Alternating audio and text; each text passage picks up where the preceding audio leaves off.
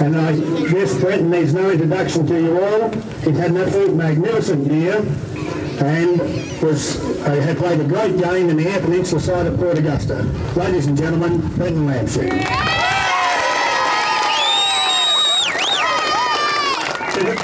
To present the Mile Medal and the rest of the trophies today, may I introduce to you the member for Flinders, Mr. Peter Blacker.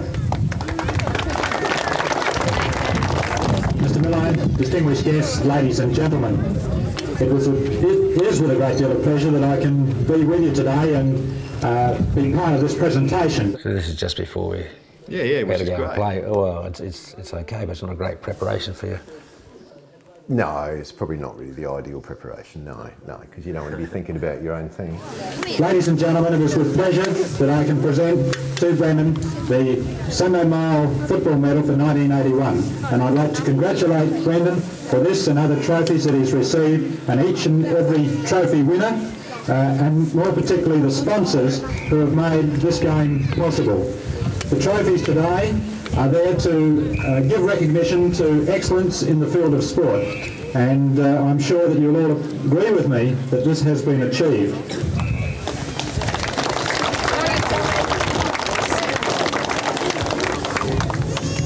And they still won't let you go, I reckon. I don't know. And they're still going, you're right. They've finally given you the trophies. Yeah. And I should say, because as Peter did, that it's playing true sportsman spirit of the day. And best wishes and good luck to the winning team.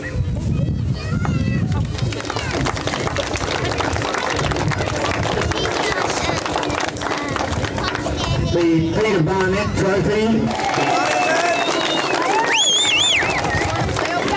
And that completes his list, and Brenton would like to reply. Mr. Blacker, Mr. Millard, football supporters, I'd like to thank the donors of the Dominic Sweeney Trophy, the Peter Barnett Trophy.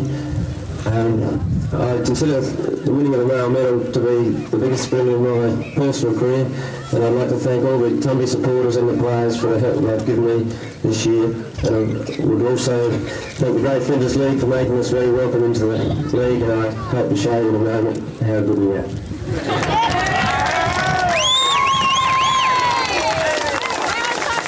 Thank you, Brenton. And I would suggest that you keep your eyes on number 4. Maxwell, he's handball back in favour of Blacker, but Lamshed it is who's starting to really come into this game in fine form. Fortune Trophy for the leading goal kicker in the association with 46 goals. That's Shane, yeah. That's Shane, is it? Yeah. Tell me about him. A twin, Mark and Shane, twins. Very talented as any player probably that I've coached. But their off-field stuff didn't encourage good performance always. So Fridays got in the road of Saturdays sometimes. So Still kicked a lot of goals. Kicked a lot of goals, went to Lincoln and kicked a lot of goals. Back at the centre square, Sturgis and Davies do battle. Davies the honours there, but no one able to get possession. Mullen knocks it forward. Rowe unable to take possession. Earl scragged. Mullen on the opportunity again, but he's under pressure. Kick goes wide to nobody in particular. It only went sideways, that one. Players unable to get their footing properly as Wilson again, after kicking that goal, has kicked them forward again. Loxton in front on this occasion with Raleigh it was. Karatsavalis in there too, but there's the kick gone forward for Boston's. Smallacombe playing in front of Shrapel is being awarded that free for interference from behind. Started the game pretty well, Smallacombe. He's done everything right. He didn't go too well against Waybacks last week. I reckon he gave them 5 goals with free kicks. But he started well on this occasion. A beautiful pass there over to Rowe. He's playing very well, Peter, at this stage. Yes, well, Rowe came into this game under a cloud. He's got a bad shoulder, and I think he's doing pretty well at this stage. There's the opportunity at the centre for Clark and Miller. But tackle put on that Boston player without possession of the ball. And Nugget Bilney it is to put Boston's into attack once again. I think one of the telling features of this game already, Gaz, is Pont at centre half forward. I think he's the danger man for South. This Clohessy is just too short for him, and yes, we see that in evidence there right now. And Montgomery's just going to have to look at this and do something about this. Clohessy's a fine player, but he's just completely outreached by Pont, and Pont can hold these marks. Fine kick by Pont. Fowler unable to mark. Opposition by Feldis. There's Harris. Back turns beautifully. Has a shot for goal, and he's shredded that. An incredible goal there, Peter. He's a fine player, Shane Harris. Boston's were fortunate to obtain his services from Tumby Bay. He wanted to come down and have a game here. He wasn't keen to play in the Great Flinders League, and he's a very fine player.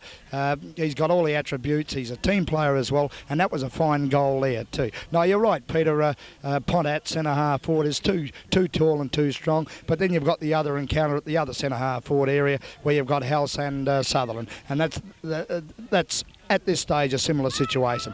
Very talented. I don't know whether Shane made a Peninsula side. He certainly would have made Mortlock Shield sides. So Yes. Both of them. I'd say probably. Yeah. Firstly, I'd like to thank Garth for donating this, and all the other teammates, and Brenton for coaching us. Thanks a lot.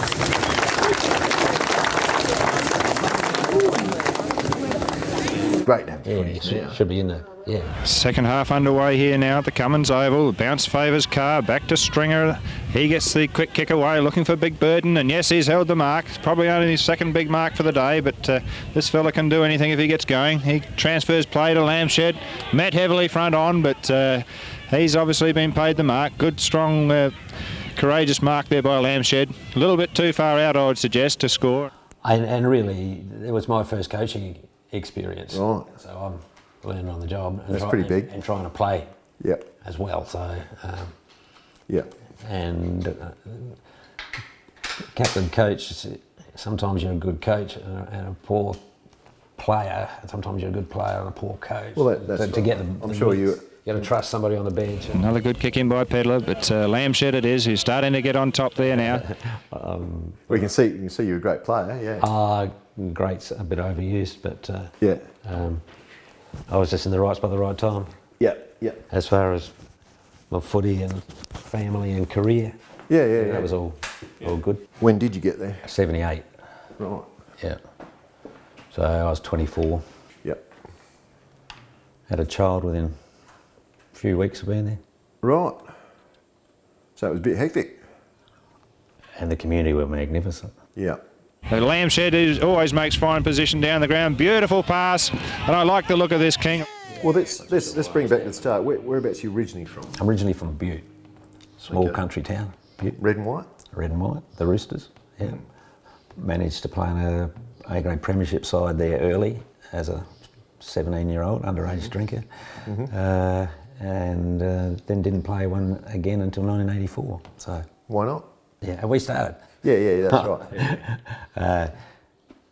So born in Butte, So how long? Yeah. So born in Butte. played 2 or 3 years A-grade footy there while I commuted. I had 1 year in Western Teachers College in Adelaide.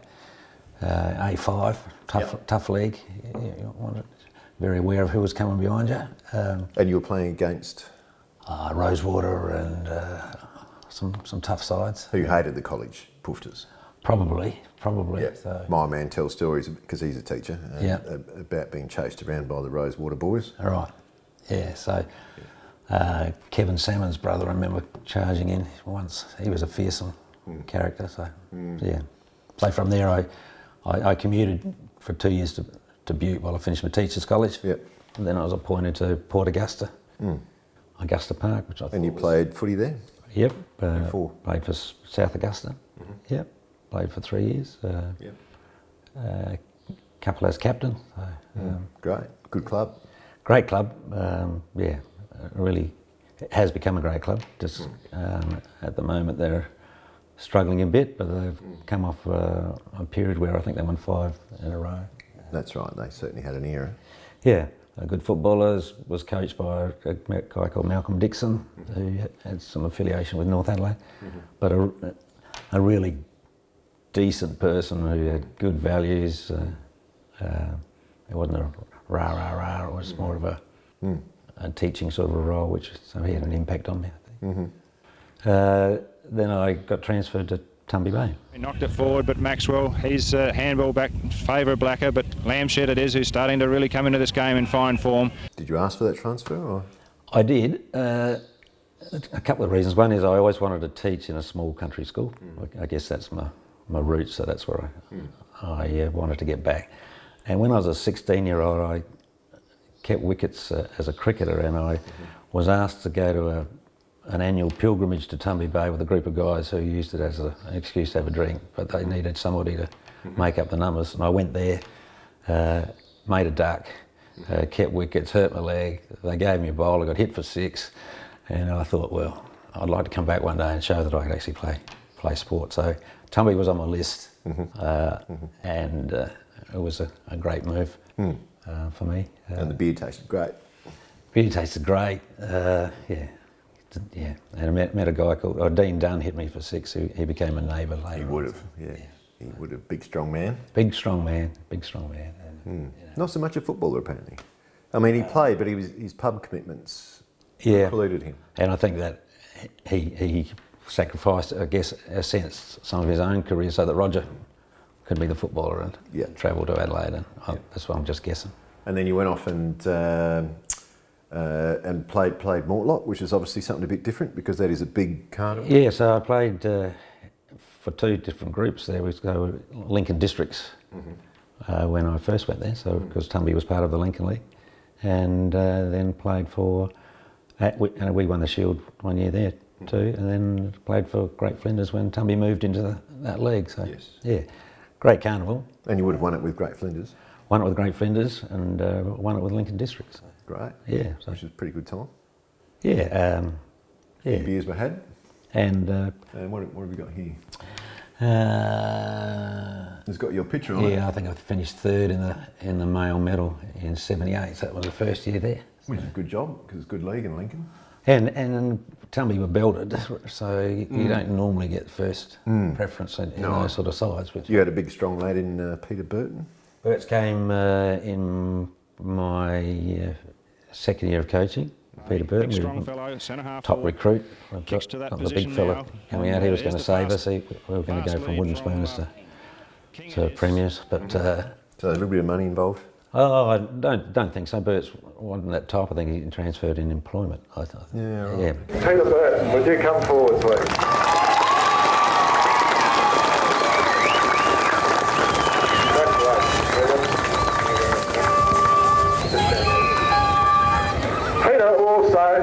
Receives the Ross Faulkner Trophy, which Mr Faulkner gave to the leagues who participated in a deal with bulk buying of footballs. It's a magnificent trophy.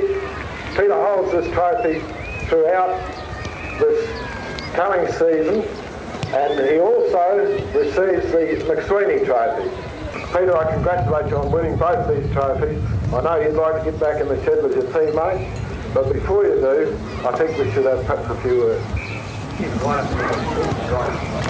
Thank you very much, John, and thank you to all the trophy donors, and thanks to all the Tumby boys because they earned this as much as I did. And some thanks must go to the umpires, I suppose. We all thought they didn't know anything, and this proves it, I suppose. Where did he come from? He's from Cowell originally. Yeah. So anyway, running out his first game at Centenary Oval in Port Lincoln, he's done his Achilles heel, so that was him for the year. So, but he went on to be a good goal kicker for Tumby and a great club man. Yeah, for many years, won a male medal, and just a wonderful guy. He's hesitating. Put into the top of the goal square. There's Burton, uses his body well. He's one of those club men who just played and played and played. Yeah. He was a great part of the club, that's right. Oh, yeah.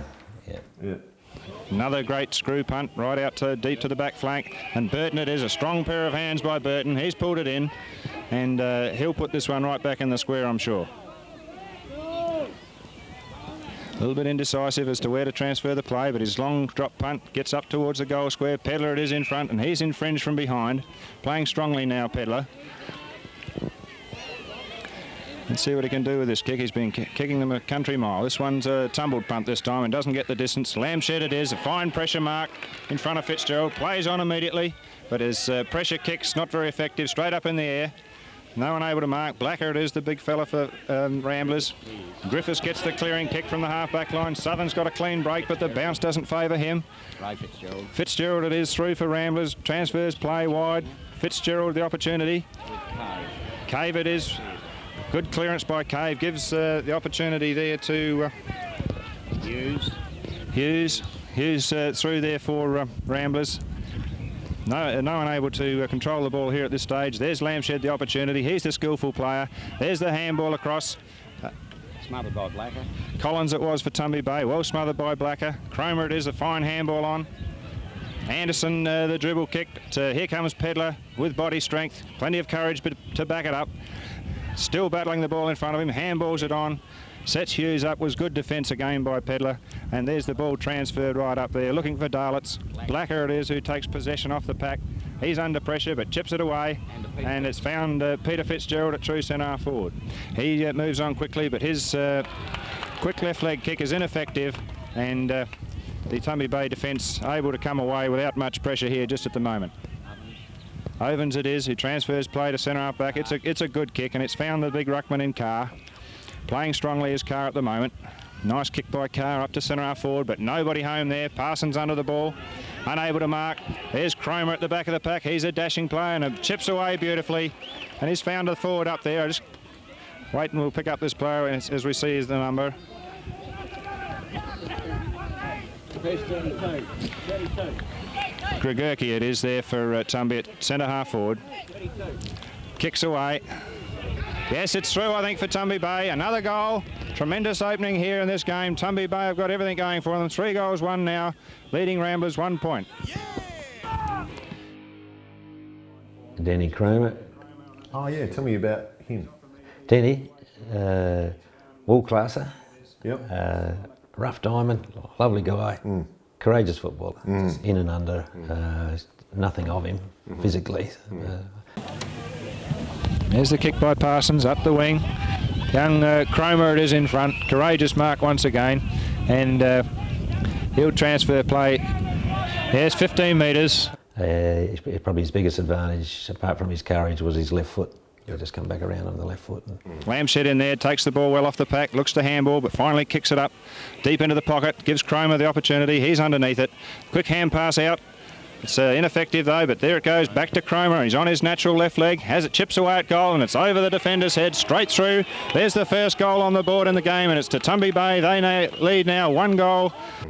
Kicked about as far as me, not very far, but normally pretty accurate with that. So yeah, good player, good character on a footy trip. Yep. Yeah. So there's a story I won't tell. So. Well, footy trips have never changed, I reckon. I imagine they haven't changed. No. There's always someone who leads the way with the shotguns. Yeah, there's always some young kid who goes too hard too soon. And there's always the class clown, and there's the guy who gets a little bit aggro, and there's a lot of people just have a really good time. Oh, yeah. Regardless of which club you might play for. And then it's total mayhem. But we had some interesting footy trips at Tumby Bay. We went across to the groups in the boats one day, kegs in the sand, and went to the Kingunya races. So I sometimes get the clubs mixed up. But anyway. Around his immediate opponent, bounces once, good football by the big fella. Draws the player, handballs to Southern. He dummies around his immediate opponent, kicks to centre half forward. There's Big Burton, and yes, Big Burton's pulled it in. This is what Tumby have been looking for. And I'd suggest with this slight breeze advantage that Burton could possibly kick this goal. I'd just like to mention John Southern, who was a really good, really became a really good mate. I think he might have made an Eyre Peninsula side. Into nobody in particular, Southo comes, ducks, rides the bump, gets down to Sorrel at the centre half forward position.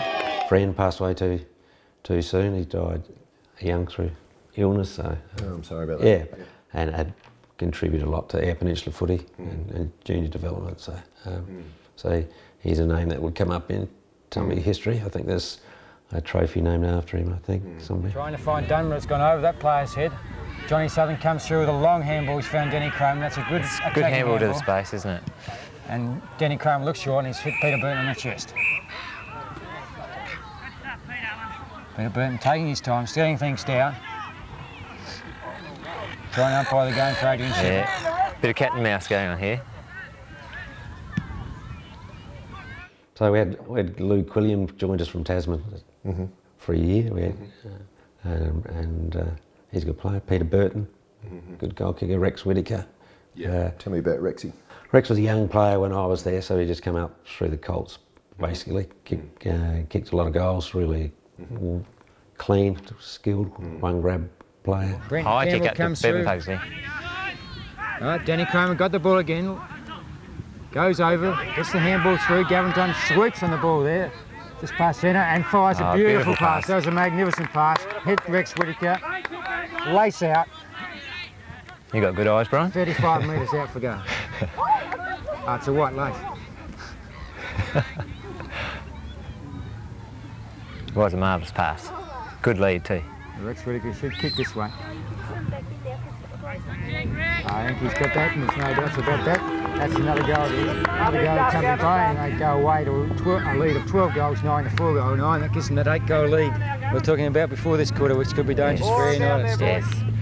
Hard to see an 8-goal break being overtaken at this stage of the game. No, I don't think the Breeze is that strong. I think the Breeze with maybe 2 or 3 at the most. Yeah, United aren't capable today of getting that flow of football to get the quick goals. Whereas when Tumby do get the ball down forward, they're scoring pretty effectively. The only person really firing from the forward line seems to be Fegert, isn't it? Yes, yeah, he's a one-man band at the moment. Mark, it seems to be. The ball comes out of there fairly easily. Kicked a lot of goals. Kicked a lot of goals, yeah. He was a long kick, but he's also a good grab and he's good on the lead.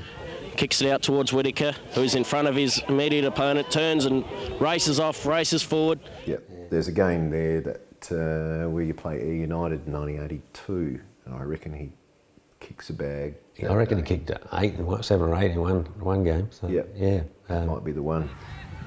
Steve Anderson works the ball out. Nice kick down to Stephen Milton. Milton kicks a low kick. That's the kick into the breeze. Brenton Campbell drops perhaps a mark he should have taken. Lamshed picks up the crumbs, goes for a run, one bounce, kicks the ball around his body looking for Mark Milton, controls the ball, handballs on to Denny Cromer, picks up well, another long handball into the space, giving the runners a chance. Brian Fegert comes out, taps it on nicely to Carr, Boxer Carr clears, ball over the head of players, out in the space again, Shane Lockwood there, worked out, Carr again for Tumby, he's played a good game, looking for Lamshed. Lamshed ominously getting into the game. Anderson holding onto the ball, Shepherd agrees. Took far too long to get rid of it, and Mark Milton has the kick. Kicks to the true centre half forward spot. Once again Lamshed, a quick kick around his body to Cromer. Cromer on to Whittaker. This could be Whittaker's 7th. Whittaker has notched his 7th goal for the game. Right, we now pause for a commercial break.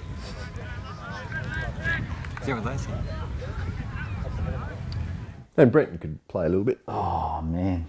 Yeah. No, there wasn't a game he didn't get under 30 possessions. Like, he was a shining light. Very fair footballer and got pummeled a fair bit. But and obviously he taught you everything that you know about coaching. Yeah. We're out here towards Peter Burton. Another great mark from Peter Burton. Denny Cromer was free here, across towards the centre, and that's the way the ball goes. It's right in the chest. Handball to Lamshed. Lamshed looks out, finds Peter Collins. Peter Collins will go, he's got a bit of pace. Off he goes, puts the ball across towards Rex Whittaker. Rex Whittaker takes the fly, can't grab the ball. Gavin Stringer backs up, kicks the ball off, and Peter Collins has run down the ground. So he was a good player, went on to coach a premiership side, I think. He did, the first one in Great Flinders. Yeah, one that... Which is significant. Yeah. It's a wobbly old kick in high, looking for Darlitz, I feel, with that wobbly high kick. A good mark there by Rexy Whittaker. He looks across the centre now. Slightly pulls the ball, but Lockett gets in front and takes a good mark. And a long gap between the previous ones. So. Well, good job. And of course he went away for a long time and then came back. Yeah, and that's often the key to country clubs, isn't it? To get your good kids back all at the same time. Big time, particularly in this day and age of points and... Yeah, and then if you can top them up with a teacher or a policeman or a banker. Pee Wee Richardson kicks out now, a good long kick from this ex-league player. Ball well contested, but Sorrell takes a good mark from behind the pack. Yeah, Kevin Sorrell was a banker who came into town and was a very good player. Yeah, Tom Tierney came as a banker and then has stayed. Thanks, Jacko. We're just watching the start of the A-grade match here, and it promises to be a pretty close affair. I mean, Yolana are the top dogs of the league, have been for a number of years, but they've got 5 of their better players out today playing with EP duties. But they're still, and they've got a couple other injuries, but they still won't be a pushover, and I expect this to be a fairly close game as Tumby are just entering into attack. Almost had prior opportunity, did get away, Matt Hunt with the kick around the corner. Higo, getting back to you started your career with Tumby, I think senior career, probably going back as far as 1969. Yep. The year after Tumby. After the 68 premiership. 68 premiership Tumby, their last success in Port Lincoln. Yep. Some struggle years there in the mid-70s. Yeah, very leading up to that last year in 1980. Yourself, you're a goalkeeper, you're the full forward. You had, I think just up until you left the league, 36 goals. You backed that up in 80 with 33. Sales and service scoreboard. It's Tumby Bay Blues 1 goal. You're allowed to get to score. Straight out of the middle, the Blues there, mate. They got a free kick through the hard-working Mitch Laurie already. You can see he's going to have a big influence on this game. And he got the ball out down long, a quick kick out of the pack, and Monfries was there to mark. So the first one, real quick, mate. Anyway, they had some good spearheads, did the opposition teams, and it would have been a bit disheartening to play in those games and you know, suffer. Grum Tally died this morning. Yeah.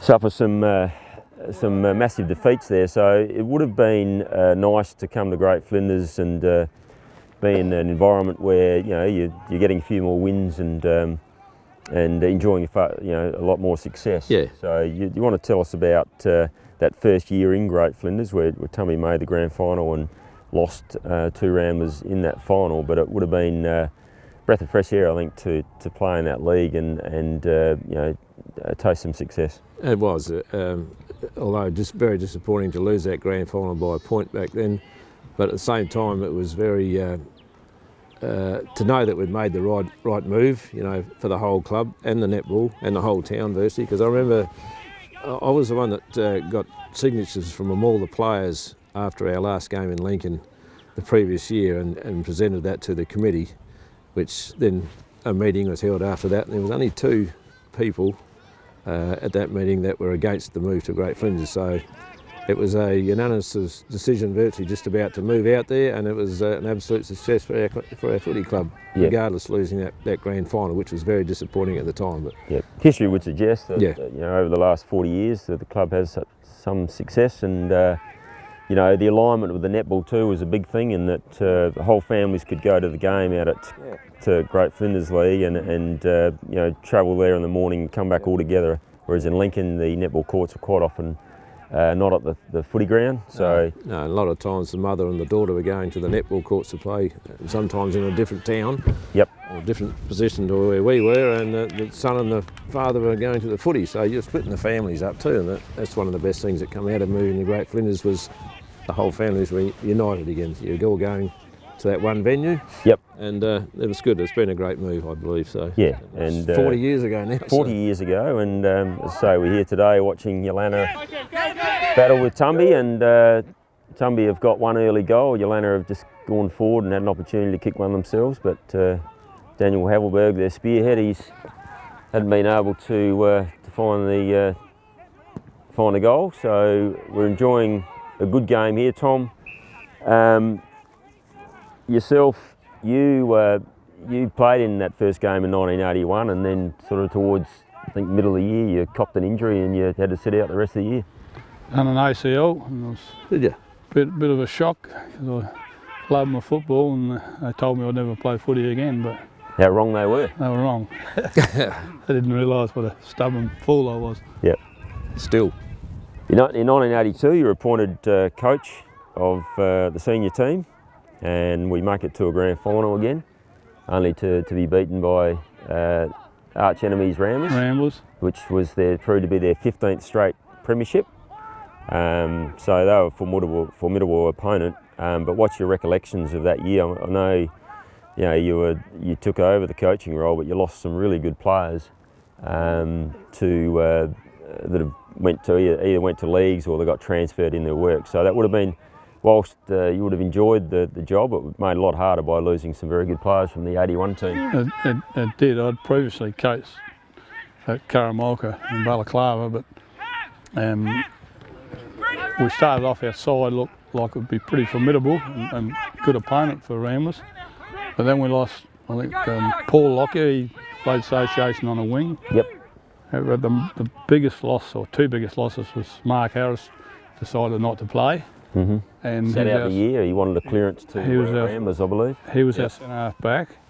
Shane Harris went to Boston's. Yeah. He was granted a clearance because it wasn't playing against us, of course. And that's our centre half forward and our centre half back we lost.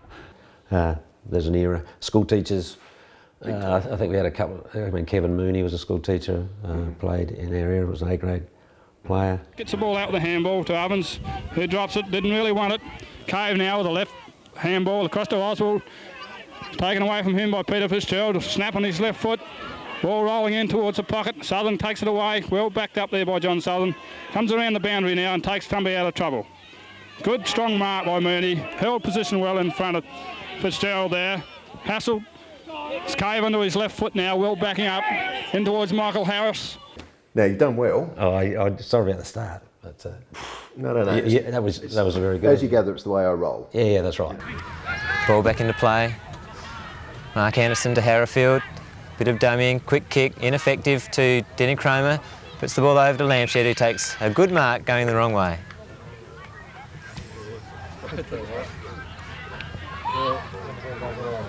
Lamshed going back to settle to kick this goal. Lines them up. That stabbing style of his sees the ball go straight through the middle. Another 6-pointer for Tumby Bay to give them a lead of 17 goals 11 to E United's 8 goals 12. Very convincing 9-goal lead at this stage.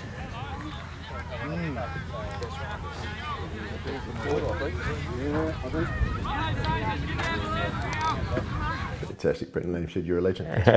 Thank you. Thank you, Derek.